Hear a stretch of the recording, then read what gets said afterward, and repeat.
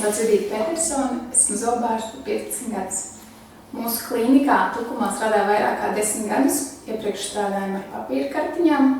Šo 10 un vairāk gadu laikā šīs kartiņas ir kļuvušas ļoti biezas, ir daudz pacientu ieraksti, izmeklējumi un ir pamainījušies arī ārsti, līdz ar to arī rokraksts un viņu pieraksta veids. Ļoti grūti šajās kartiņās pieprast jau informāciju, tas bija laikietilpīgi. Šobrīd mēs strādājam ar elektroniskajām kartiņām, līdz ar to ļoti atvieglo, vieglāk visu pārskatīt, atvieglo ikdienu.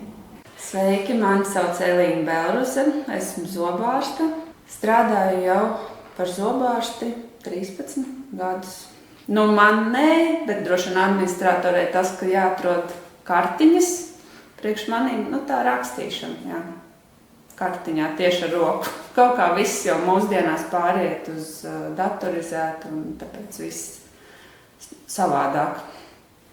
Sākumā bija tāda neziņa, kas būs tagad un kā tas būs, bet sākot strādāt, tas ļoti ātri aizgāja un jau kļuva par neatņemamu ikdienas darba daļu. Pārējais periodā es nebiju pārliecināta, ka šī sistēma apdarbosies. Nebija pārliecināta patiesībā par internetu, par viņa ātrumu. Tas visvairāk satrauc, ka, ja gadījumā nebūs internets, es nevaru atrast informāciju, kas ir iepriekš darīta ar pacientu. Vai internets ir pārāk lēns, tas, kas sākumā patiesībā mums arī bija, bet tagad jaunajā klīnikā šī lieta ir atrisināta. Dažas nedēļas tas bija ļoti ātri, tāpēc, ka mums kolēģi bija, kas mums visu apstāsta, tā kā viss noritēja ļoti raiti.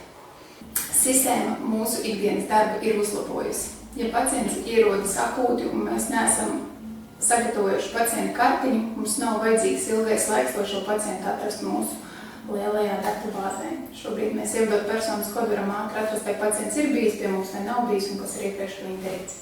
Ir ātrāk, mūsdienīgāk, efektīvāk viss tas. Es varu pārredzēt, ko ir rakstījis kolēģis kartiņā labāk.